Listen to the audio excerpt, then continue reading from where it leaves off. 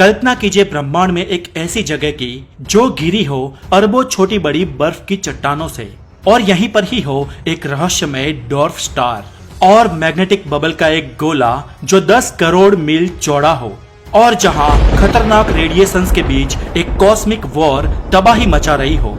दोस्तों, आपको लगता होगा कि ये सब ब्रह्मांड के दूर दर्राज के किसी इलाके में होगा, लेकिन नहीं, ये सब का सब मौजूद है हमारे ही सोलर सिस्टम में, और इसके बाहरी हिस्से में जो कुछ भी होता है वही तय करता है कि हम जिएंगे या मरेंगे। दोस्तों, हमें स्कूल में पढ़ाया जाता था कि हमारा सूर्यमंडल, कुछ लोकल प्लैनेट्स, उसके सारे सैटेलाइट्स, अरबों एस्टेरॉइड्स और कुछ कॉमेट का एक लोकल ग्रुप है जो सूर्य के चक्कर लगा रहे हैं। हमें यह भी पढ़ाया जाता था कि हमारा सूर्यमंडल सिर्फ प्लूटो तक ही सीमित है। माना जाता था कि प्लूटो के बाद सोलर सिस्टम खत्म हो जाता है, पर दोस्तों ये सच नहीं है। जहां पर डॉर्फ प्लैनेट प्लूटो की सीमा समाप्त होती है, असल में 90% सोलर सिस्टम वहीं से शुरू होता है। तो दोस्तों, चले आज ले जाते हैं आपको एक रोमांचक सफर पर और जानते हैं कि हमारे सोलर सिस्टम की सीमा कहां तक है, इसकी बाउंड्री कितनी लार्ज है और वो किस हद तक फैली हुई है। तो आपका स्वागत है द नॉलेज में। मैं हूं हितेश गिरी गोसाई, आप है द नॉलेज के साथ, और हेल्दी नॉलेज के लिए द नॉलेज को जरूर सब्सक्राइब करें। दोस्तों, सूर्य से शुरू करें तो सबसे पहले आते हैं टेरेस्ट्रियल प्लैनेट्स, जो है मर्क्यूरी, वीनस, हमारा मदर प्लैनेट अर्थ और मार्स। और मार्स के बाद एस्टेरॉइड का एक बहुत बड़ा बेल्ट आता है जो सूर्यमंडल में फैला हुआ है। ये बेल्ट बहुत विशाल है और सूर्य से 32 से 47 करोड़ किलोमीटर की दूरी पर है। अरबों एस्टेरॉइड्स ने मिलकर की इस विशाल रचना में प्रत्येक एस्टेरॉइड के बीच का अंतर कम से कम 9 लाख किलोमीटर है। और एस्टेरॉइड्स के इस बेल्ट के बाद आते हैं गैसो प्लैनेट्स, जो है जुपिटर, सैटर्न, यूरेनस और नेपच्यून। ये 8 ग्रह अपने सैटेलाइट्स के साथ सूरज की परिक्रमा करते हैं। और इनके बाद आता है अभी जिसे हम डॉर्फ प्लैनेट कहते हैं, वो यानी प्लूटो, जहां पर सूरज की रोशनी बहुत धुंधली पड़ जाती है और जहां पर बेहद ठंड रहती है। सालों तक माना जाता था कि सूर्यमंडल का विस्तार सिर्फ यहां तक ही है। माना जाता था कि प्लूटो के बाद सोलर सिस्टम का अंत हो जाता है, लेकिन सन 1992 में वैज्ञानिकों ने खोज की एक विशाल रचना की जिसका नाम है काइपर बेल्ट।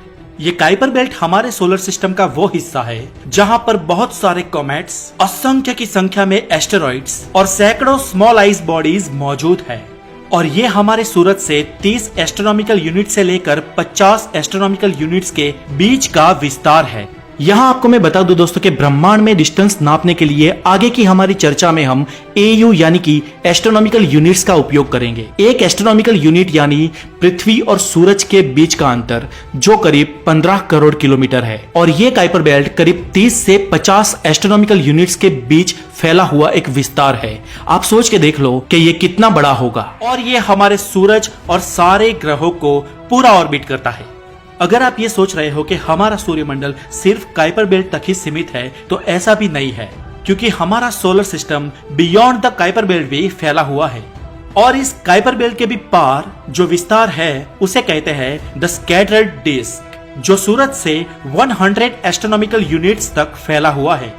इस क्षेत्र में हमारे सूर्यमंडल का एक और भी डॉर्फ प्लैनेट मौजूद है जिसे कहते हैं एरिस, जो प्लूटो से भी ज्यादा मैसिव है।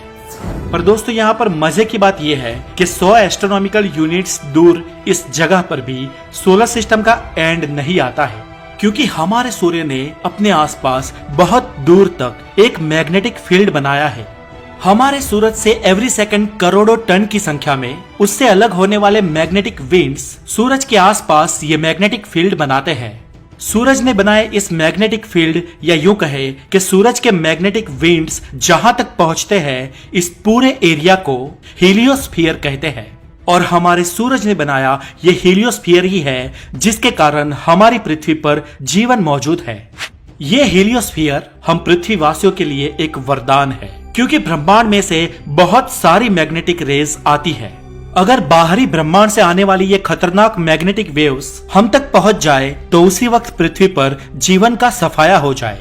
पर हमारे सूरज ने बनाया ये हीलियोस्फीयर इन रेज से हमें बचाता है।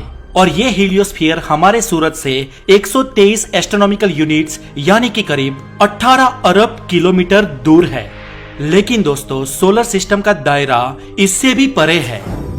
नासा ने 5 सितंबर 1977 को एक स्पेस प्रोब लॉन्च किया था जिसका नाम था वॉयेजर 1 और जिसे सूर्यमंडल के रहस्य को जानने के लिए बनाया गया था। नासा ने सोचा था कि ये करीब 5 साल तक कार्यरत रहेगा, लेकिन पिछली शताब्दी में बना ये स्पेस प्रोब आज भी एक्टिव है। इसने सौरमंडल के कई सारे रहस्यों से पर्दा उठाया है और आज ये स्पेस प्रोब हमसे 148 एस्ट्रोनॉमिकल यूनिट्स यानी कि करीब 22 अरब किलोमीटर दूर जा चुका है। वॉयेजर 1 आज भी 60,000 किलोमीटर प्रति घंटे की रफ्तार से स्पेस में ट्रैवल कर रहा है और हम तक फ्रीक्वेंटली सिग्नल्स भी भेजता है। ये हमसे इतना दूर है कि वहां से प्रकाश की गति से भी रेडियो सिग्नल्स को हम तक पहुंचने में करीब 17 घंटे का वक्त लगेगा। लेकिन दोस्तों इतना दूर होने के बावजूद भी आज भी वो सोलर सिस्टम के दायरे में ही है, वह भी आज सूर्यमंडल के दायरे से बाहर नहीं जा सका है। सूर्य से अगर हम आगे बढ़े तो हम हमारी पृथ्वी से होते हुए सारे ग्रहों को पार करके हम पहुंच जाएंगे प्लूटो तक। डॉर्फ प्लेनेट प्लूटो के बाद काइपर बेल्ट का विस्तार शुरू होता है। ये विस्तार बहुत ही बड़ा है, ये दूरी बहुत ही ज्यादा है और हीलियोस्फीयर इससे भी आगे। और इतने दूर जाकर अगर हम सोचे कि सोलर सिस्टम का विस्तार सिर्फ यहां तक ही होगा तो ये हमारा भ्रम होगा, क्योंकि वहां पर भी कुछ ऐसी चीजें हैं जो ग्रेविटी के माध्यम से हम तक जुड़ी हुई है और कभी कभार कोई चीज इस मटेरियल को हमारे सूरज की ओर भेज देती है।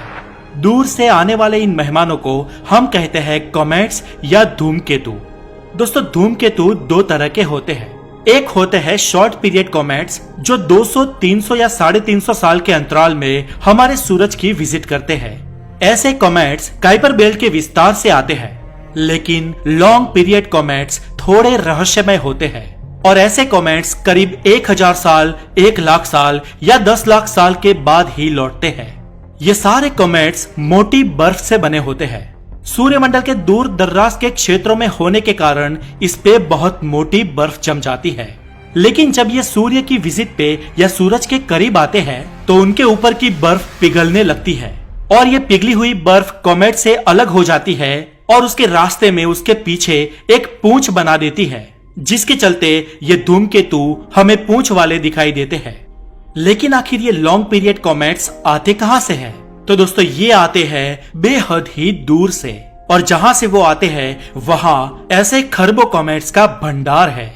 वैज्ञानिकों को लगता है कि हो सकता है पूरा सोलर सिस्टम ही अपने शुरुआती दिनों के बने मलबे के एक बॉल से घिरा हो। ये अभी एक बहुत ही विशाल हाइपोथेटिकल संरचना है जिसे नाम दिया है ओर्ट क्लाउड। कैलकुलेशन से पता लगता है कि ओर्ट क्लाउड में करीब 2 खरब से भी ज्यादा आइसी ऑब्जेक्ट्स हैं जो हीलियोस्फीयर से भी बहुत आगे तक फैले हुए हैं और माना जाता है कि ये ओर्ट क्लाउड बर्फीली चट्टानों और कॉमेट्स का घर है, जहां से समय समय पर कुछ मेहमान हमारी ओर आते रहते हैं। कुछ वैज्ञानिक ये भी मानते हैं कि इस ओर्ट क्लाउड के गहरे अंधेरों में हमारे सूरज का एक साथी स्टार भी है जिसका नाम उन्होंने नेमेसिस दिया है। दोस्तों ये नेमेसिस स्टार पूर्ण रूप से एक हाइपोथेसिस है, इसे अभी तक प्रूव नहीं किया गया है। लेकिन अगर ये है तो हमें यहाँ से दिखता क्यों नहीं या ये चमकता क्यों नहीं है? तो साइंटिस्ट मानते हैं कि ये बहुत ही छोटा सा एक ब्राउन डॉर्फ स्टार है और इसे पूर्ण रूप से तारा भी नहीं कह सकते। ये एक ऐसी अवस्था होती है जो कोई पिंड तारा बनते बनते रह गया हो। खैर ओर्ट क्लाउड की बात करें तो ये हमारे सूरज से 5000 एस्ट्रोनॉमिकल यूनिट से लेकर 1 लाख एस्ट्रोनॉमिकल यूनिट तक फैला हुआ है, यानी कि करीब 770 बिलियन किलोमीटर से लेकर 15 ट्रिलियन किलोमीटर तक। अब दोस्तों सवाल फिर से वही कि हमारे सोलर सिस्टम का विस्तार कहां तक है? तो दोस्तों यहां बात आती है कि हम उसे किस जरिए से डिफाइन करते हैं। अगर हम प्लैनेट्स तक ही सीमित रखें तो हमारे सूर्यमंडल की सीमा सिर्फ नेपच्यून तक ही है। लेकिन डॉर्फ प्लैनेट्स को भी इंक्लूड किया जाए तो कह सकते हैं कि ये काइपर बेल्ट तक फैला होगा। लेकिन ये कहना गलत होगा क्योंकि सूरज बहुत दूर तक अपने मैग्नेटिक विंड्स को स्प्रे करता है और अगर सूरज के मैग्नेटिक विंड्स को ध्यान में रखा जाए तो सूर्यमंडल का विस्तार हीलियोस्फीयर तक बढ़ जाता है। लेकिन दोस्तों यहाँ पर समझने वाली बात यह भी है कि सूरज की ग्रेविटी बहुत दूर तक पिंडों को इफेक्ट करती है। वैसे तो ग्रेविटी बहुत ही कम लेवल पे ही सही, लेकिन ब्रह्मांड में बहुत दूर तक जाती है। लेकिन जब ग्रेविटी किसी आसपास के पिंड को इफेक्ट करे तो वहां पर वो बहुत ही एक्टिव होती है और हमारे सूरज की इफेक्टिवली एक्टिव ग्रेविटी इस ओल्ड क्लाउड से भी परे है। दोस्तों इसे यूं माने कि हमारे सूरज के आसपास बना ओल्ड क्लाउड और उसकी ग्रेविटी हमारे पास वाले सोलर सिस्टम यानी कि अल्फा सेंचुरी को इफेक्ट करता है और अल्फा सेंचुरी का भी बनाया हुआ ओल्ड क्लाउड या उसकी ग्रेविटी हमें इफेक्ट करती है। इसलिए आप यूं समझिए कि हर एक सोलर सिस्टम का दायरा गैलेक्सी में अंदर अंदर ओवरलैप होता है और अकॉर्डिंग टू ग्रेविटी हम आज तक ये नहीं जान पाए हैं कि हमारे सोलर सिस्टम की हद कहां तक है, लेकिन अभी तक हाइपोथेटिकली ये माना जाता है कि हमारा सूर्यमंडल थियोरेटिकली ओल्ड क्लाउड तक तो होगा ही।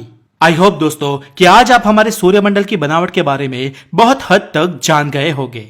तो दोस्तों आज के लिए इतना ही। ये वीडियो आपको कैसा लगा मुझे कमेंट करें और अपने सुझाव जरूर बताएं। और अगर आप नए हैं तो हेल्दी नॉलेज के लिए द नॉलेज को जरूर सब्सक्राइब करें। और अगर आप चाहे तो मुझे सोशल मीडिया पर भी फॉलो कर सकते हैं, लिंक डिस्क्रिप्शन में दिया गया है। अपना बहुत सारा ध्यान रखें। Have a wonderful day, take care.